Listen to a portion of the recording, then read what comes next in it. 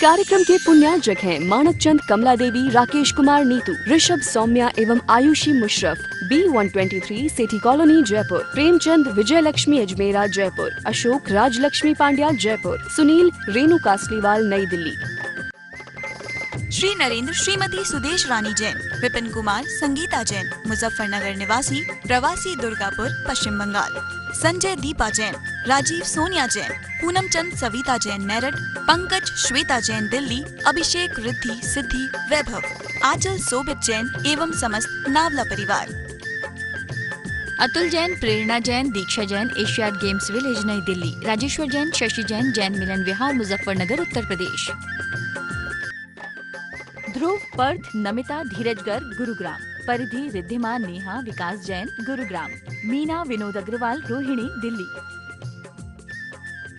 श्री मुनेन्द्र कुमार जैन, सरिता जैन, अतुल जैन, शिप्रा जैन, आर्यन जैन, मनीष जैन, श्वेता जैन, मीशा जैन मुजफ्फरनगर, श्री राजेंद्र कुमार जैन, श्रीमती मंजू जैन, आशीष जैन, मीना जैन, पारस जैन, स्वाति जैन, समृद्धि जैन, सिद्धि जैन, शाश्वत जैन, जैन महिला मंडल चंदर नगर सहारनपुर,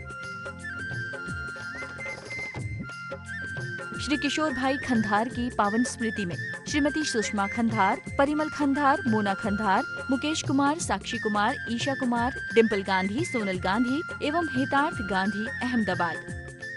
जिनेन्द्र अठवीह काम मोके, अठ गुणाढ्ये अणुवमे सिद्धे, अठम पुण विड़ि विठे, निट्ठिय कज्जेय वंदे मोणिचम। पंच परमेष्ठी भगवान की जय। पिछली ज्ञानशाला की कक्षा में हमने अकाल मरण का प्रसंग समझा था। आज की इस कक्षा में भी हम उसी अकाल मरण के प्रसंग के अंतर्गत जो दो गाथाएं और अवशिष्ट बची हैं उसी को समझेंगे।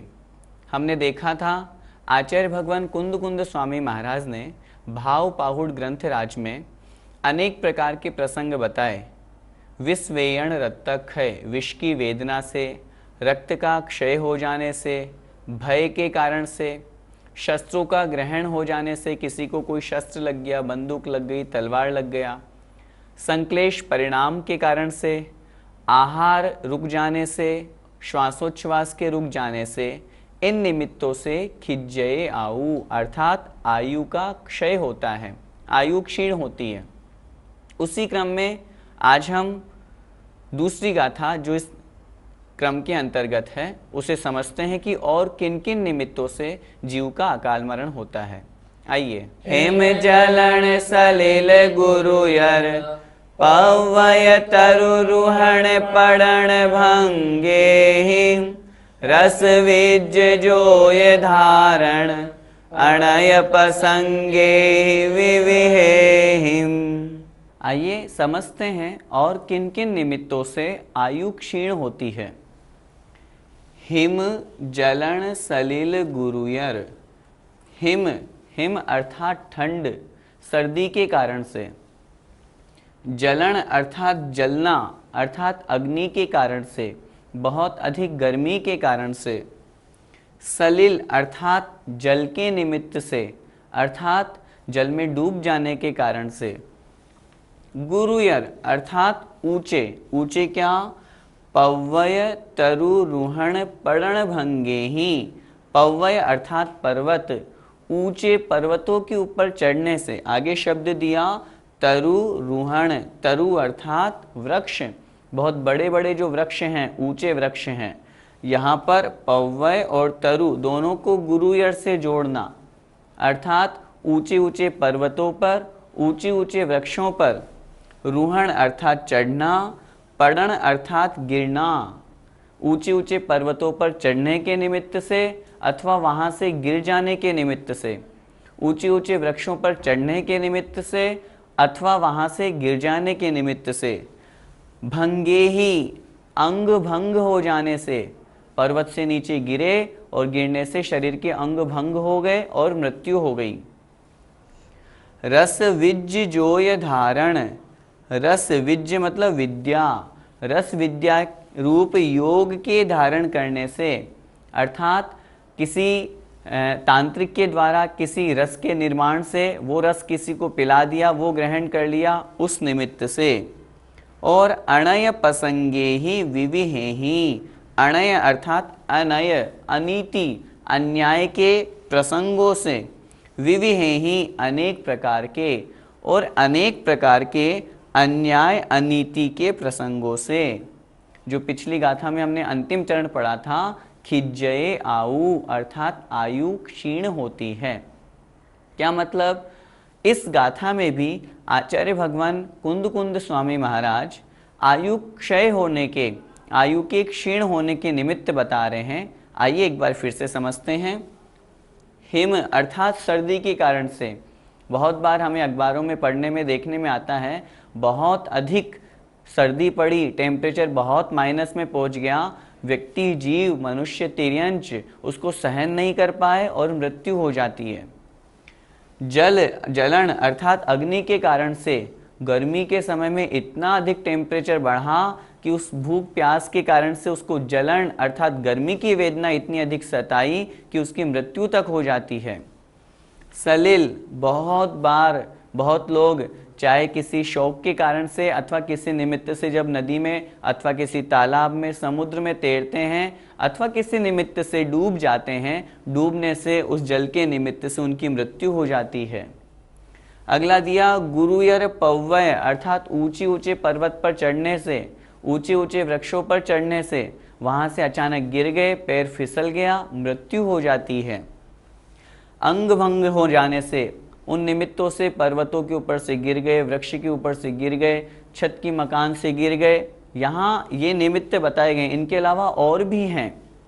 रस विज्ज जोय धारण, रस विद्या के योग से, उसके निमित्त से किसी अनजान रस को पी लिया उस निमित्त से, और अनेक प्रकार के अन्याय अनीति के प्रसंग से यह जीव अकाल मृत्यु को प्राप्त होता है। जितनी आयु लेकर के आया उससे पूर्व ही इन निमित्तों से उसकी आयु क्षय हो जाती है, नष्ट हो जाती है, जिससे वह अकाल मरण को प्राप्त हो जाता है।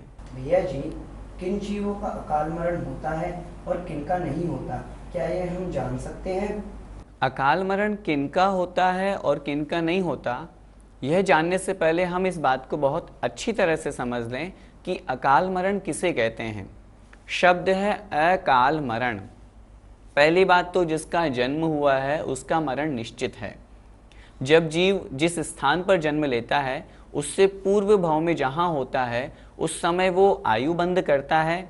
कितनी आयु का बंद करता है, उतनी आयु लेकर के वह जीव उस भव को प्राप्त होता है। उस भव में, उस भव में उस आयु को पूर्ण करने से पूर्व ही अकाल, समय से पहले ही अर्थात समय के अनुसार मृत्यु न हो करके उससे पूर्व ही किसी निमित्त से यदि उसकी मृत्यु हो जाती है तो उसे अकाल मरण कहते हैं। यदि हम आगम की परिभाषा देखें तो बहुत स्पष्ट लिखा है, आयु कर्म के जो निषेक हैं उनकी स्वाभाविक रचना जो कही गई है उस क्रम को छोड़ करके एकदम से जो वो खिर जाते हैं उसे अकाल मरण कहा। एक उदाहरण से हम समझते हैं। जैसे माना कि एक टंकी है जिसमें पानी का नल की टोंटी लगी हुई है, हमने उसको चालू किया, धीरे धीरे धीरे धीरे उसमें पानी आता जा रहा है, उससे पानी बाहर निकलता जा रहा है। ठीक इसी प्रकार हमारी आयु है, प्रति समय श्वासोच्छ्वास के निमित्त से हमारी आयु प्रति समय निकलती जा रही है। हम जब गर्भ में आए उसके पश्चात जन्म हुआ, साल, 2 साल, 5 साल, 25 साल, 30 साल, 50 साल, क्रमशः हमारी आयु निकलती जा रही है। अचानक उस टंकी को हमने उठाया और धरती पे दे मारा, जमीन पे गिरा दिया, जिससे वो टंकी फूट गई। जो जल क्रमशः आ रहा था वह क्रमशः नहीं आकर के अचानक पूरा पानी फैल गया, पूरा पानी बिखर गया। ठीक उसी प्रकार जो आयु हमारी क्रमशः निकल रही थी वह किसी अन्य निमित्त को पा करके, जो पिछली ज्ञानशाला में भी हमने जो एक गाथा पढ़ करके निमित्त समझा था और आज जो हमने एक गाथा से अभी जो निमित्त समझा, इन अनेक प्रकार के निमित्तों से उस जीव की जो आयु प्रति समय निकल रही थी वो अचानक पूरी की पूरी क्षय को प्राप्त हो जाती है और अंतिम अंतर मुहूर्त में उस जीव का मरण हो जाता है। यह कहलाता है अकाल मरण। अब आपका प्रश्न है कि किसका अकाल मरण होता है और किसका नहीं। तो इस संबंध में आचार्य भगवान उमा स्वामी महाराज ने तत्वार्थ सूत्र जी के दूसरे अध्याय के अंतिम सूत्र में कहा है, औपादिक चरमोत्तम देहा संख्येय वर्षायुषो नपवर्त्यायुष है। अर्थात औपादिक उपाद जन्म वाले, देवनारकाणाम उपाद है, अर्थात देवों और नारकियों का उपाद जन्म होता है। तो उपाद जन्म वाले देवनार की, चरमोत्तम देह, चरम उत्तम देह, अंतिम शरीर को धारण करने वाले, अर्थात तद्भव मोक्षगामी जीव जो उसी भव से मोक्ष को प्राप्त करते हैं।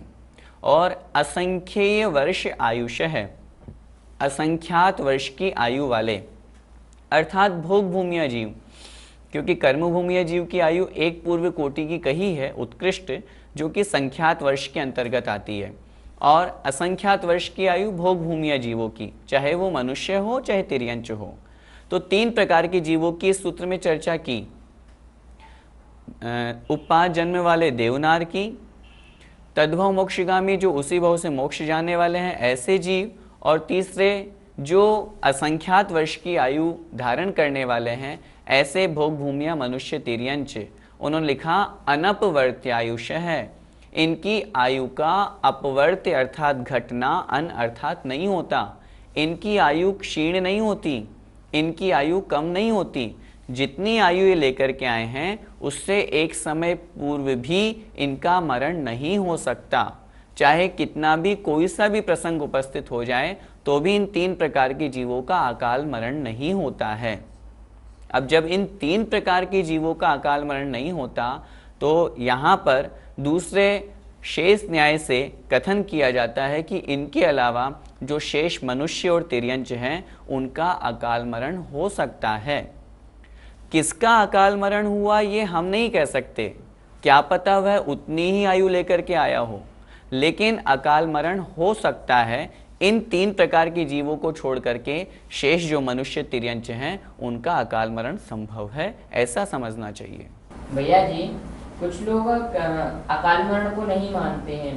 वे उनका कहना है कि जो केवली भगवान के द्वारा आयु मतलब जानी गई है उतनी आयु है, तो फिर अकाल मरण कैसे हुआ?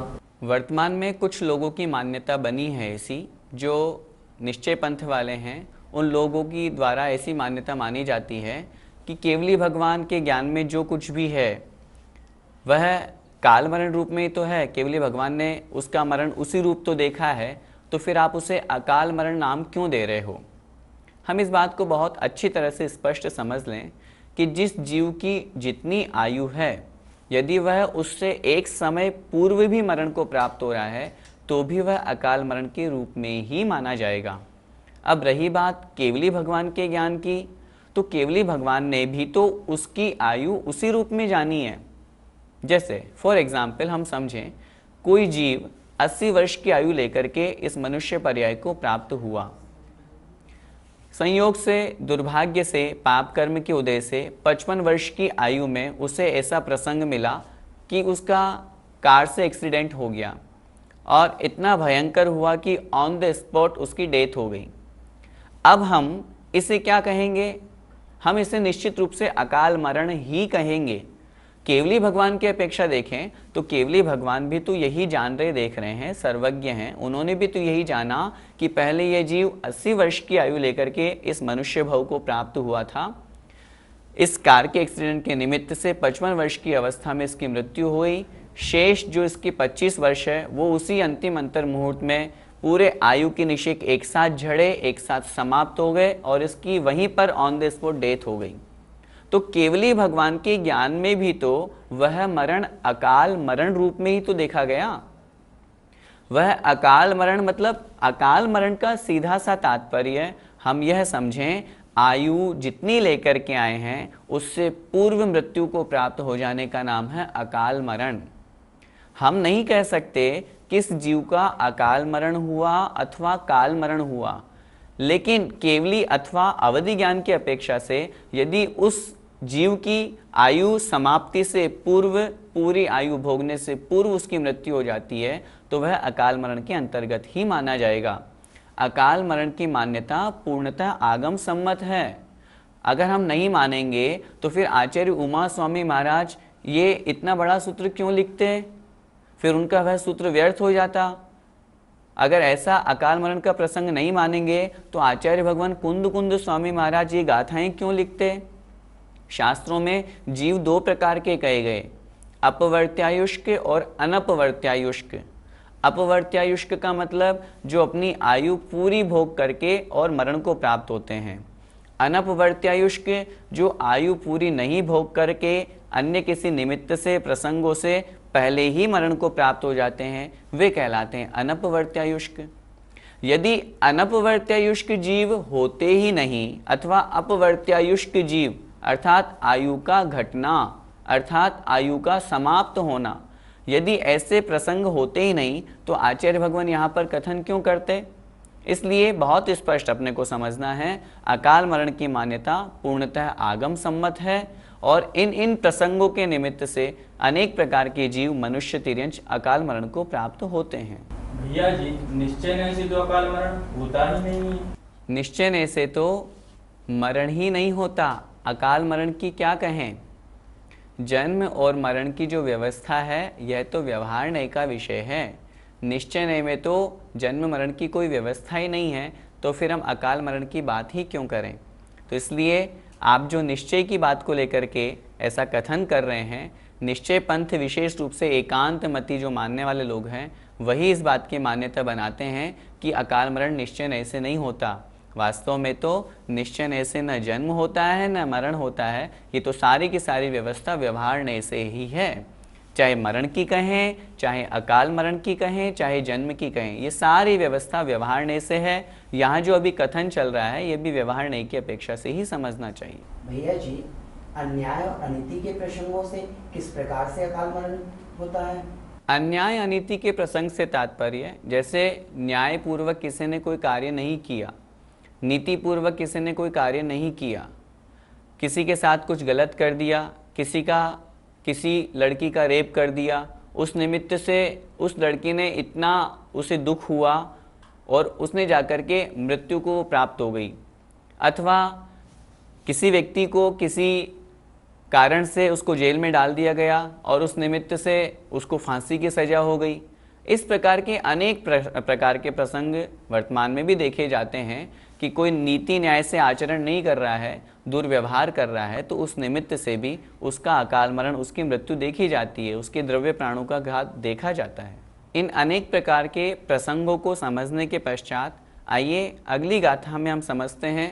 आचार्य भगवान कुंद कुंद स्वामी महाराज स्वयं कह रहे हैं कि इस मनुष्य और तिर्यंच पर्याय में अनेकों बार इस जीव ने उस अपमृत्यु के अर्थात अकाल मरण के दुख को सहन किया है।